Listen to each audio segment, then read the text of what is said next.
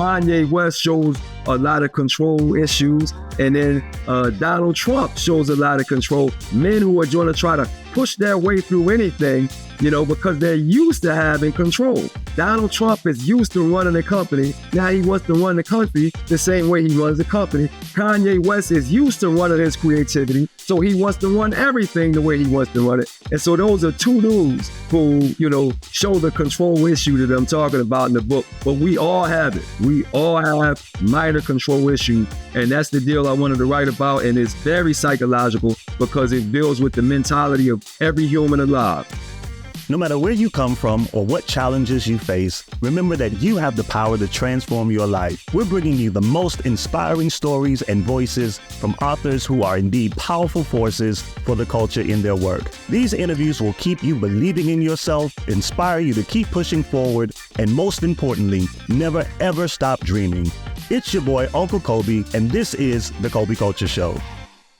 What's up, Kolby Culture fam? It's your favorite uncle, Uncle Kolby, back with another episode of the Kolby Kulture Show. Today, we're bringing some serious literary heat with a legend in the game, New York Times best-selling author and godfather of urban fiction, Omar Tyree. He's here to talk about his new thriller, Control, and drop some serious knowledge about his journey in the world of Black literature. But first, y'all know what time it is. Let's hit this week's literary drop. This week's literary drop is The Little Book of Big Lies by our friend, the talented Tina Lifford. This book is more than just a read. It's a guide to unlocking your inner strength. Tina dives deep into the lies we tell ourselves and how we can break free from them to live our best lives. If you're ready to transform your mindset and embrace your power, this book is a must read. And don't forget, you can check out a full review on my website, djkolbywashington.com, ahead of next week's episode. This has been this week's literary drop. Now let's give it up for a true literary heavyweight, Omar Tyree. Born and raised in Philly, Omar is a celebrated and award-winning author, journalist, poet, screenwriter, songwriter, and filmmaker. He was the youngest star of the 1990s Black literature movement and has been called the godfather of urban fiction. With a New York Times bestseller, an NAACP Image Award, and the Phyllis Wheatley Literary Prize under his belt, Omar has inspired millions with classics like Fly Girl and For the Love of Money. Today, he's here on the Kolby Kulture Show to chop it up about his new book, Control, and to drop some gems on his literary journey. Without further ado, I want to welcome to the Kolby Kulture Show, Mr. Omar Tyree. All right, thanks for having me on, partner. Yes, sir. Yes, sir. How's it going? Hey. Yeah, we are so excited to have you on the show today, man. It was a pleasure meeting you in Philly a few weeks ago, and I just knew that I had to get you on the show to talk about your new book, Control. Thank you. How's it going today? Hey, man, I've been making a whole lot of calls. I got a new stuff that I'm working on, a whole lot of people pitching books. I'm pitching books. So we got a whole lot going on. Audio books I'm pitching. So I'm getting, head over heels back in the publishing game. I love it. I love it. So let's talk about that. You've been in the game for a minute now, dropping hit after hit. So let's start with your new book, Control. It's a psychological thriller that really pushes the boundaries. Tell us about what inspired you to dive into this genre and what message do you hope readers take away from it? Yeah, thanks, man. Yeah, Control been out since May 21st. I did a whole summer tour on it. Now I'm doing a whole bunch of podcasts and book club meetings that keep talking about all the issues involved in the book, including mental health and interpersonal relationships. And so I'm going to keep having conversations and discussions about it because those are real life issues that I'm dealing with in that book called Control, the psychological thriller. Absolutely. So let's talk about it. It is a psychological thriller that really pushes the boundaries. So let's talk about a bit about what inspired you to dive into this genre, and then what message do you hope readers take away from it? I wrote a psychological thriller before, a New Orleans book called Leslie, where, we were dealing with poverty and a whole lot of situations mentally that drained her and her family that created some really fatal situations in New Orleans. So I did it before, but I didn't call it a psychological thriller. I called it an urban horror story because, that's what we don't look at horror in the hood as horror, but with all the people that get killed and whatnot. So I did one before. Now with this psychological thriller, I have a psychologist who's the main, narrator, and she has 6 clients in Atlanta who all have control issues. And the reason why I wanted to write that book, I had a control issue when I was trying to go out to Hollywood and do films because I was spoiled with me having the ability to put out my creativity in books and have the audience. A lot of screenplay writers, they don't have that luxury. They can write 20 screenplays and never get a movie done. So I went out there spoiled, wanting to put my thing down, as we used to say in Philadelphia, and get movies done. And it just took a way more conversations. It costs a lot of money. There's a lot of politics involved, so many different people that you have to get to say yeses. And so it just wore me out. And I went away from books to try and make that happen. And I still couldn't make it happen out there because it's almost like you have to accept anything they throw at you out there. And if you have any ideas of how you want to execute, you got to bring your own money and your own people to the table, So with that lack of control, I said, this is a topic that I want to write about.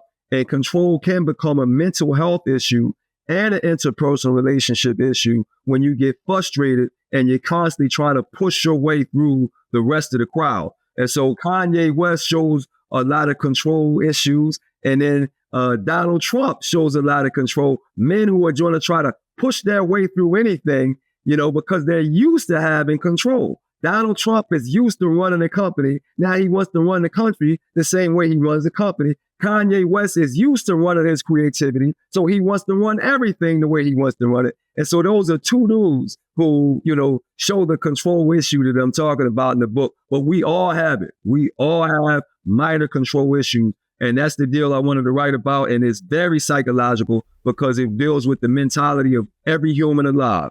Yeah, absolutely. So let's talk a little bit more about the characters that you created. So characters like Dr. Victoria Benning and her 6 clients. How did you develop these personalities and what do they represent in the larger narrative of control and chaos? Well, we always want to have the doctors. People go to, shrinks, psychologists to get fixed mentally. You got marriage counselors. You got child psychology.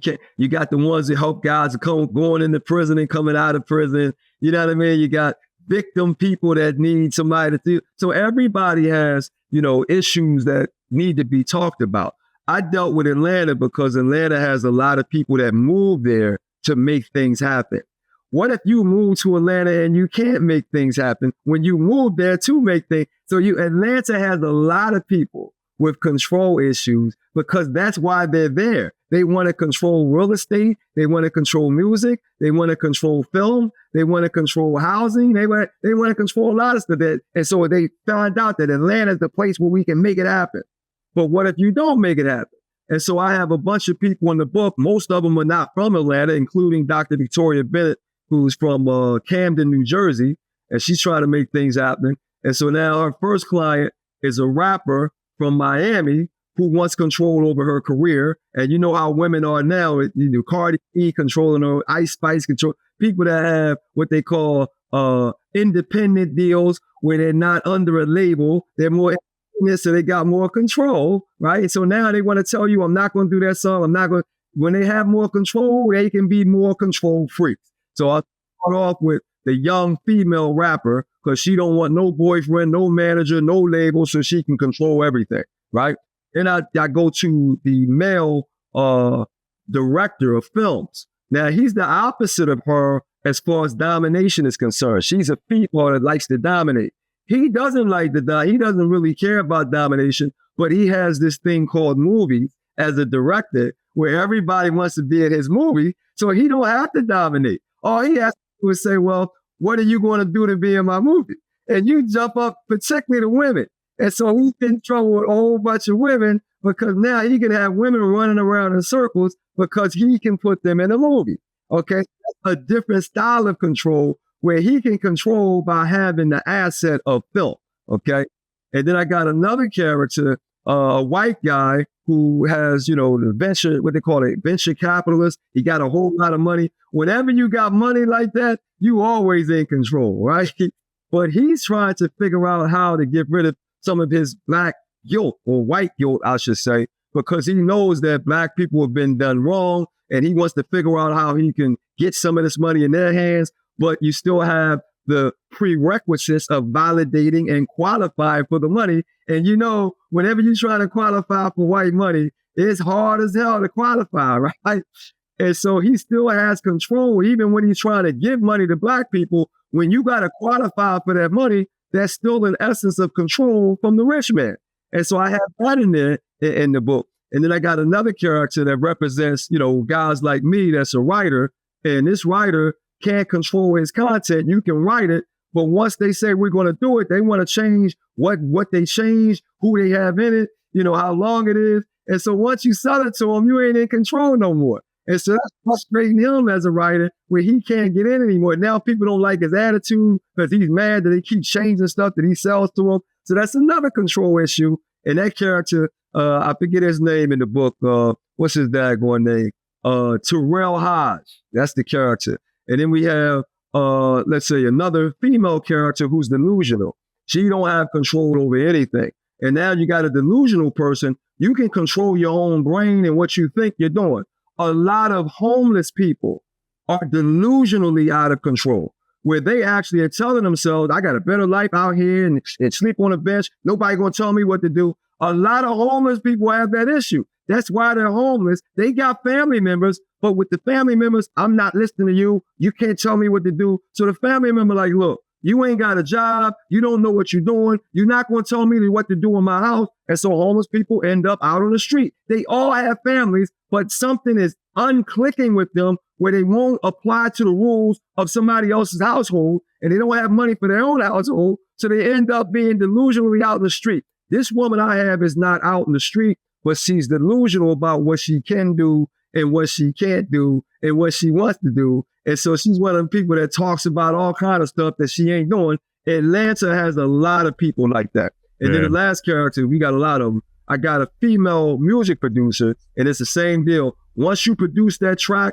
and an artist get on it, and you don't want them cursing, it's that track now. They're going to do what they want with it. And they want to turn into a slow song, they can slow down the tempo. So you don't have the same deal. Once you sell that beat, unless you're going to produce the beat with your own label, they can do what they want with that beat. And then you got the royalties and how many points you're going to get off the beat when they put it out. And if you know anything about the music industry, boy, that can have your head spinning around like The Exorcist. So I got a whole bunch of characters that I already know are going to have control issues, all based in Atlanta. So you can figure out what you need to do and how many people are in those battles with control.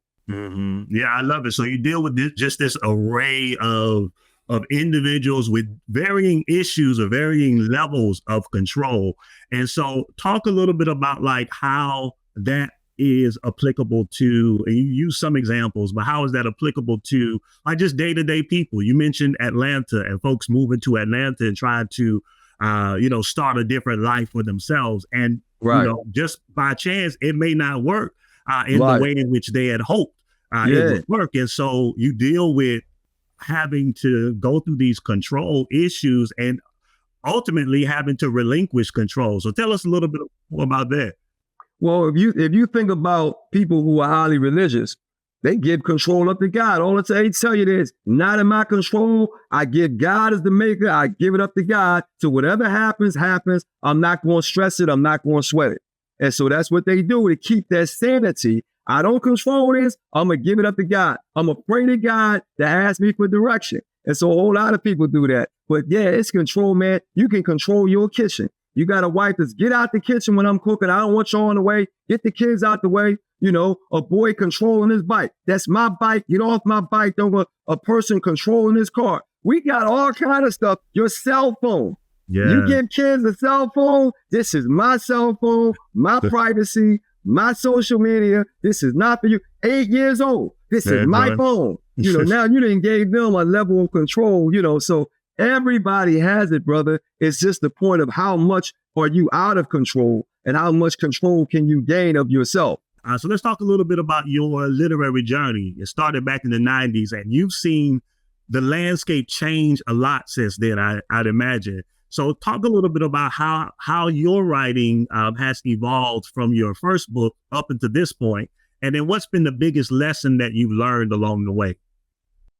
Well, of course, you're older, so you're going to write about older characters and older issues. And now, I know stuff. I don't have to research a lot of stuff. At 55 years old, you know a lot of stuff that people are going through experience. And so when I'm writing stuff now, it's like, this is stuff I know. I don't have to research. I don't have to guess. And I'm not limited because now I know lots of people. You know what I mean?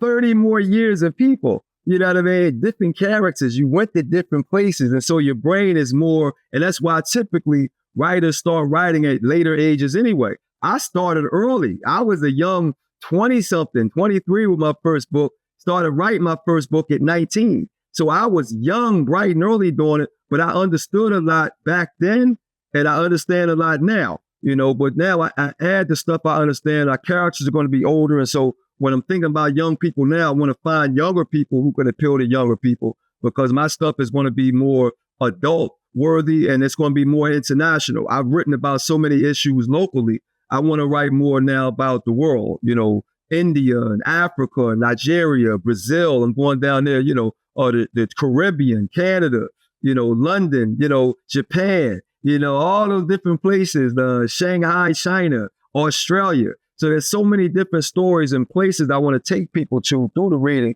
that, that's my different approach to it now. But now I'm thinking about putting other authors out with building an imprint where I can collect other young people who want to write and then be able to help them in that way and put their work out with the experience and the knowledge that I have. And so it's a lot that I'm doing now where I'm putting that together right now. I'm talking about the imprint deal. So, it's going to be coming down the pipe, so that's what I'm working on. That's amazing. That's amazing. So with Control, you're exploring some heavy themes, as we've talked about earlier, from manipulation, power, and really the struggle to maintain control. Talk a little bit about how these themes reflect the world that we live in today. And why do you think they resonate so deeply with your readers? Well, if we just look at the presidential election, Donald Trump is out of control, man. Like and it's like, and we all know he cannot win. And so Sister Harris, she has to win because we needed to win because this dude, we don't know what he's going to do if he gets back in office. So it's like we have to make sure we control our own office by voting to make sure we keep, Donald Trump, go back to Bill, Donald Trump out of the office. And so, with a lot of control issues, when we don't have control, sometimes we relinquish it by not participating in what we're supposed to participate in. So if you want control of the political office, you have to vote, you have to campaign, and you have to make sure whoever's in office hears your voice and respects your voice. That's how you control that. And so if you're talking about control issues, sometimes you can relinquish control by not being a part of the process, okay? But then you have people who are control freaks by trying to control the process. Okay. And that's why we don't want Mr. Trump back in office because he's trying to control a lot of things that we don't want him in control of. Okay. So that's the perfect issue to talk about, the presidency of the United States and who's going to negotiate with the people versus who's going to dominate the people. And you cannot have a leader who's going to dominate the people instead of negotiating what the people need because you're leading a nation, not your CEO business and yourself and your own family, a whole nation. And so that's important to talk about those control issues as we talk about politics. Yeah, absolutely. Folks, make sure you get out there and vote, do your due diligence, learn about these policies and things that are out there, but make sure you do your due diligence and vote. So Omar, you've been very open about the highs and lows of your career. What's been the most significant challenge that you faced and how did you overcome it to keep pushing forward? Getting media attention is always the biggest challenge of writing, especially now, because now you got social media stars. And these social media stars get all, and now you got everybody has a podcast, everybody's important. So when that happens, now it's like, okay, who's the most important? And if you start doing numbers, I only have 10,000 followers on my Instagram because I'm not crazy. I'm not in the public eye. I'm not doing stuff. I'm not a fashion model. I'm not in swimsuits. So there's a lot of things where I'm not going to galvanize the followers. You know, you're an older dude, you know, young people following young people. So now you would say, well, Omar only got 10,000 followers. He ain't important. He ain't did nothing. You know what I mean? So now it's like, I got to prove that I'm important where, you know, in this new era. And so that's something you got to deal with. Like, whoa, I published 30 books, sold 3 million, but you got 3 million followers, but didn't sell anything, didn't write anything, but you're more important than me because you got followers. So in this era, they follow you for a reason, whatever that reason is. And now you have more power and control than I do. So that's the new thing, man. The media, they call it social media.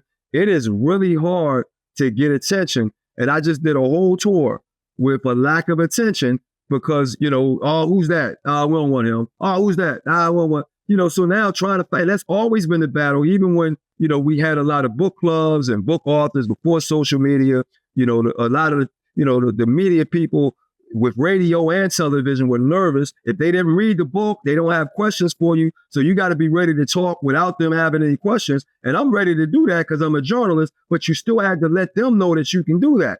And so media has always been a problem. It's still a problem now. And it's still a problem. I have to keep trying to work myself around to let the people know that I have a new book out. And if you only have 10,000 followers, that ain't enough people to let know. So you got to figure out venues that have more followers than you have to let the word out. And so that's going to be the new struggle. The followers and these groups of, this is my crew, this is your crew, how do I get in that crew, instead of having just public media. So I got to figure out how to keep public media instead of having to deal with the gatekeepers and who's going to accept you or not accept you. Yeah. And I think that you're absolutely right in that regard. Like, what I found along this literary journey, and I'm only 2 books in, and I write children's books as I shared with you, is that there are gatekeepers and there are people that kind of hoard like the information to themselves. And so what I found to be, I guess, my sweet spot is really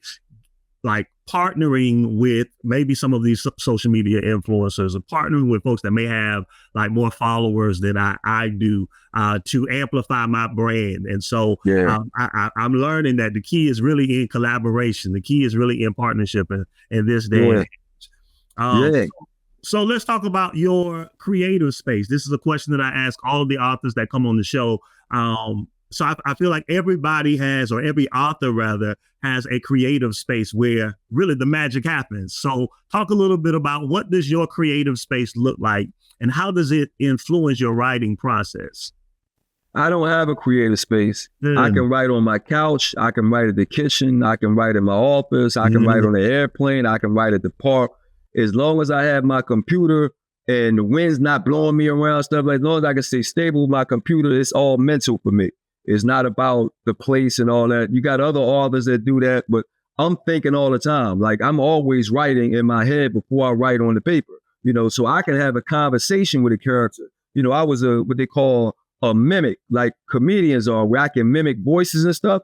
So I can do a character off my head and just roll with it. So I don't really have to be in any place. That's anywhere, anytime, you know, anyhow. So yeah, I don't have a mental, you know, creative space place. It's just always working mentally for me, where I can be anywhere as long as my computer works.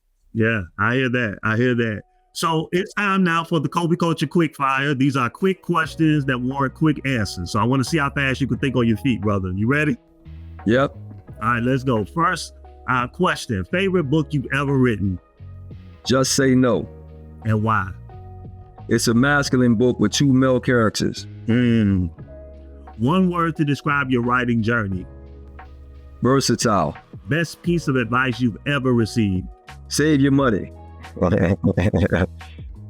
Yes, indeed. Favorite place to write? You kind of just talked about that. You don't have like a creative space, but do you have like a favorite place to write? Just home. How about that? Okay. Yeah. Dream collaboration. Who would it be with? Oh, sweat. Walter Mosley. What's your go-to self-care routine? Self-care, cutting my own hair and shaving washing my face, all of it is, the regular routine and keep yourself healthy and, wholesome and whatnot. Yeah, I got to cut my hair tonight. I'm whooping now, as we say in Philly. Oh, he's whooping, man. The barber looking for you, man. He was looking for you, Yeah, I got to cut my hair now. I hear you. What's the most inspiring, or who is the most inspiring figure in your life? My mother. Always been my mother. Yeah, she was the one that told me to save my money, open up a bank account. She never held me back. She always called me hyper. You got to give me more to do. And she always had a high regard for what I could do. Never held me back, always pushed me forward. And then the last one, the one book that everybody should read. Malcolm X. I love Malcolm X, man. That's why I'm Omar Tyree right now. I used to be Antoine Eric McLaurin, and Malcolm X was like, we don't even got our own names. So I legally changed, man. It's legal. It ain't no government name. Nah, it's legal. From February the 17th, 1992 in Philadelphia, I changed my name to Omar Rashad Tyree. Tyree is my father's last name anyway, Robert Tyree. So I just took his name because it sounds good. I like the phonics of Tyree. I like that. But his father was named Holmes. I got a grandfather named Holmes, like Larry Holmes, Holmes. I wouldn't have taken that name. That's like a normal name. But the Tyree, I said, I want that Tyree. Yeah. All right. So it is time now, audience, to hear from you. Omar, when I put the word out that you were coming on the show, there were tons of people that were like flooding my DMs, asking questions. Can you ask him this? Can you ask him this? And so we jotted down some of those questions, and I want to shoot them at you right now. Folks that are tuning in on IG, on YouTube or Facebook, certainly feel free to drop your questions there in the comment section, and we can ask Omar in real time. But let's start with some of the questions that came through earlier. So what inspired you to start writing, and how did you find your voice in the literary world? My starting of writing is not anything spectacular. I was always a storyteller. I was in a family of a mother that was the oldest of 8 and the father was the oldest of 4. So I was around a lot of aunts and uncles in Philadelphia. Philadelphia has what they call row houses, where everybody's right next to each other. So in the neighborhoods like that, it's a lot of people. And I grew up in the 70s. So we were coming off the baby boom era. So each house had like 10 to 15 people in it, man. And you got like 80 houses on the block. So there's a lot of people. And I was around a lot of older people where they're doing things I'm not supposed to see. If I was in a nuclear family with just me and my mom and pop, I wouldn't have seen what my uncles and aunts and cousins are doing as teenagers. But since I was around all that, and they taking me to R-rated movies, and they watching, Porky's and whatnot on HBO box up in the room, and I'm in there with them, I'm getting a lot of adult content. And then I was a mimic, like I said earlier, so I can mimic exactly what I hear, exactly what I see. And so I was always a storyteller. Then when I got to college, they asked you to start writing about your neighborhood, your hobbies, your family. Now I'm asked to write what I was already doing verbally. And then it just took off. They was like, yo, this dude is exceptional with his detail, exceptional with human psychology, exceptional with the scope of the stories, the setup of the stories, the plot, the you know what I mean, the delivery.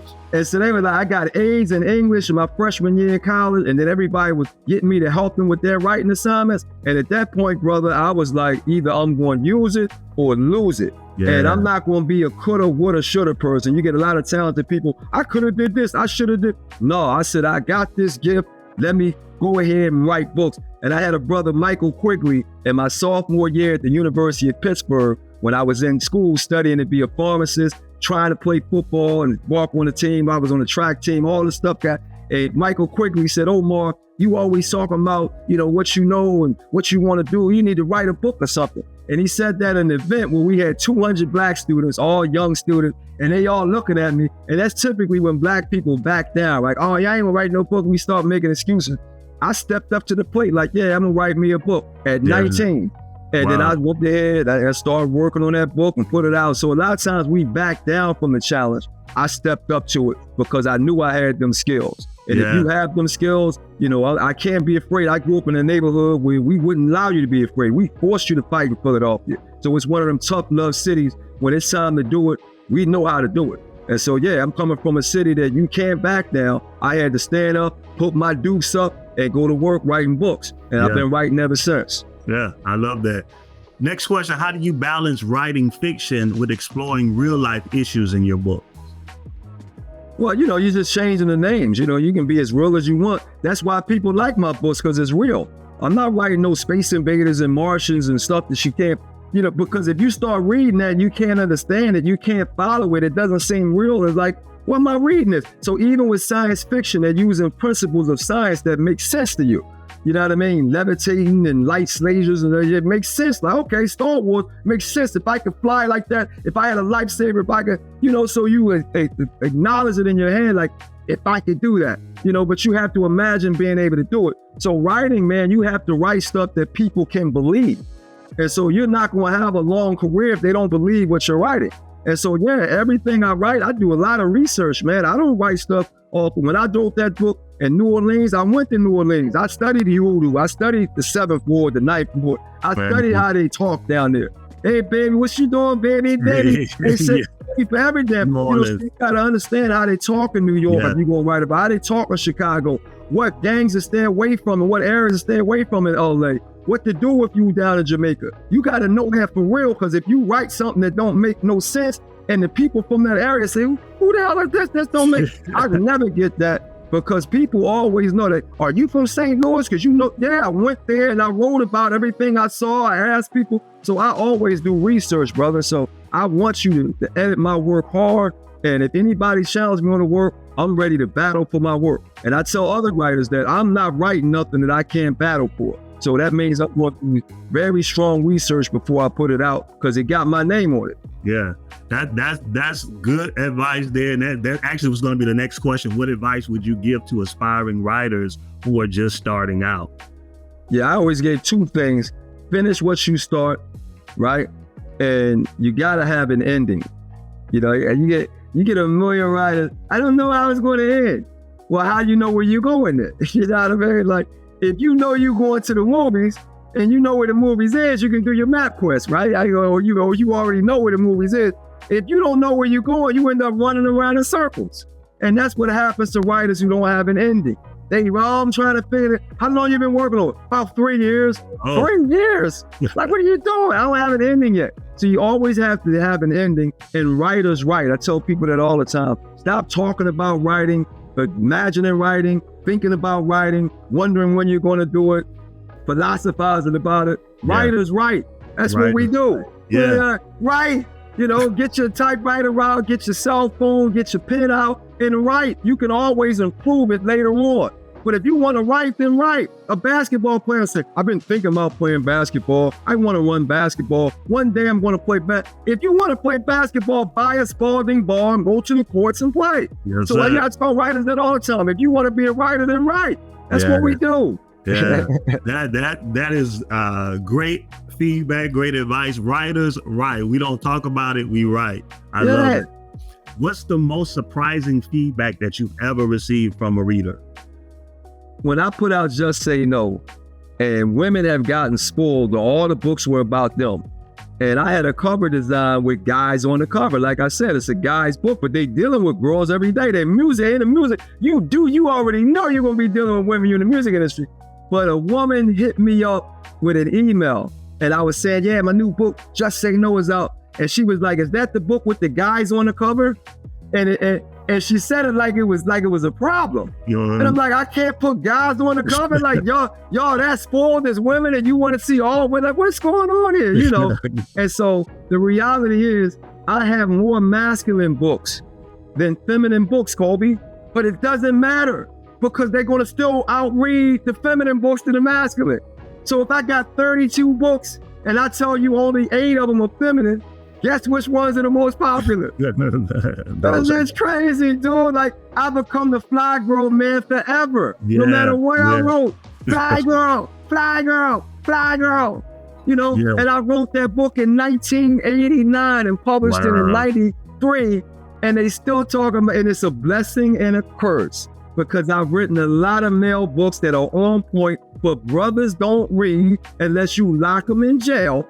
And then when they read so-called nonfiction, I'm a brother too, You flip to the table of contents to see what you going to skip and not read. So Yes, they're sir. not really reading the whole book. They reading what they want to read in that book, and then they'll say they read it. You didn't read that book. You read 4 chapters out of 12. Yes, sir. Yes, sir. If you could go back and give your younger self one piece of advice, what would it be? Get more advice from older people while you're young, because I went through some stuff that I tried to get through myself where I needed wisdom from older people. I needed to reach out to more older people in my 20s, man. I really needed 23, 24, 25, 26, 27. Find yourself an old head that you can talk a lot of stuff about, man, because it's stuff that hits you that you wasn't prepared for. You make a wrong decision, and then you in that wrong decision for 5, 10 more years because you didn't have the right wisdom around you, man. So if I could do it all again, I would have had some old heads that really know a lot of things that I went through where I wouldn't have had to go through it the way I went through it. Yeah, that's great advice. I tell people all the time, don't throw away our seniors, don't throw away our old heads, because, you know, there is nothing new under the sun, right? And so they've experienced life, they've experienced some of the things that, you know, we might be dealing with or going through right now. And so I think that is, you know, perfect advice. So let's segue to actually my favorite part of the show. It's called the Kolby Culture Word Wave. And so what happens is I will throw out some words and you hit us back with the first thought or word that comes to mind in relation to the word that I throw out. All right? Okay. All right. First word. We've been talking about it the entire night. Control. Omar Tyree. Power. Wow. 50 Cent. 50 Cent. Okay. Fear. War.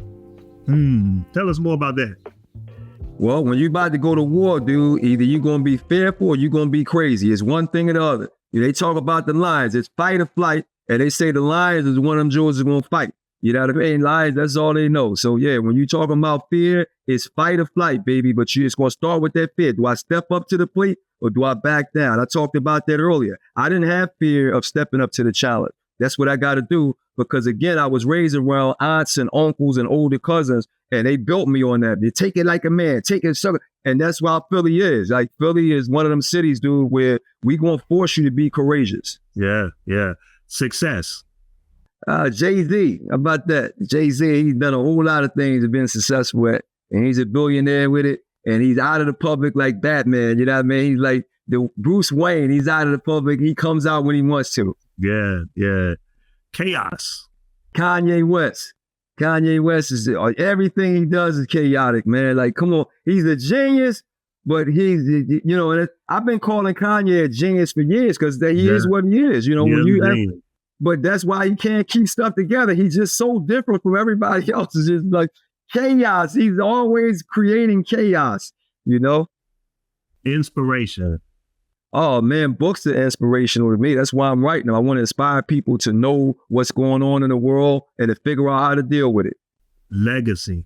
Oh, I'm doing that right now, man. You got to keep doing it. You got to stay in the game. You know, you got to stay healthy and never quit so you can create a legacy because you got ups and downs and twists and turns like a roller coaster, but you want to get to that finish line where you can walk off, buy your cotton candy, laugh and smile and have a great time at the amusement park. Freedom. Oh, Black people, man. Freedom. Give me freedom. You know, you can get freedom, but you got to pay for it.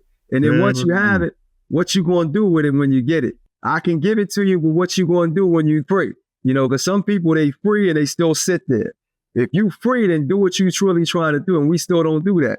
Yeah. You just said something. If you get freedom, you can get freedom, but you got to pay for it. What do you mean by that? Well, sometimes you have to create that freedom. And it's like right now, I may be with one publishing company and I may not like it. And I want to leave. Well, if you want a contract, you can't leave. So now it's like, all right, this is what I'm going to do. I'm going to give this up so I can leave, right? So if you look at a brother by the name of Dr. Dre, he was down with Death Row. He didn't want to be there no more. They said, well, you can't leave with it. And Dr. Dre said, well, y'all can keep all that stuff because I'm going to recreate it. And he left and recreated all of it with Aftermath and blew up again. And then he sold damn headphones and made $1 billion off of beats, and I'm wearing them right now. So yeah, you got to pay for it sometimes to be free. Yeah. Last one, truth. Truth. Hey, man, that's what artists should do. Be about the truth. Because if you can't tell it, and I said that in my favorite book, Just Say No. And my character, John Loverboy Williams, he said, if you can't tell the truth, then what you doing? And right now, Charlamagne the Guy got a book out that says, be honest or die lying. You know what I mean? When she stole for the 50 Cent, get richer or die trying, he said, get honest or die lying. So yeah, at the end of the day, you try to establish truth so people understand that you telling them about the real deal. It ain't made up stuff. That's what I'm talking about. So the truth will set you free in a sense where it educates you and it prepares you for the real decisions that we all need to make in life. Yeah. Omar, thank you. Thank you for being on the Kolby Kulture Show. Thank you for sharing your journey, your wisdom, and your stories with us. Your dedication to the craft and your ability to evolve with the times is absolutely admirable and inspiring. Any closing words for the Kolby Kulture fam? And then tell us how we can stay updated on all that's happening in your world. I only got 10,000 followers on Instagram and only the number one Omar Tyree. So I need a whole lot of followers to prove that I'm a somebody. I don't have a blue check no more. They want you to pay for the blue check. I'm like, I got to pay $15 a month. Like, really? I'm paying for the blue check? So I'm like, this is crazy. So that's where you can find me. That's what I'm working on. Then, of course, everything else is just Omar Tyree. I'm on Instagram. Instagram is only one Omar Tyree, but I'm on X. I'm on Facebook. I'm on TikTok, it's just Omar Tyree. I'm on LinkedIn as Omar Tyree. I got a YouTube page.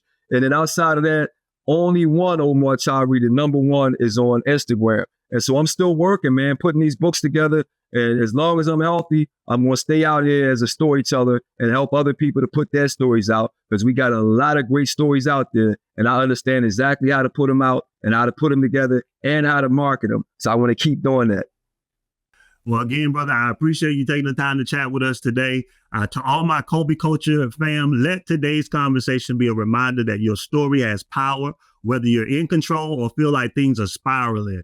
Remember, you have the ability to shape your narrative. Keep pushing, keep evolving, and never stop telling your truth. And remember, make sure you listen and download the Kolby Kulture Show podcast, which is now available wherever you stream your podcast, or you can check out the video interviews on our YouTube channel. New episodes drop every Thursday and will be available wherever you stream your podcast. So again, make sure that you are plugged in. Follow us on all social platforms at Kolby Kulture Show. And whatever you do, don't forget to always keep it Kolby Kulture.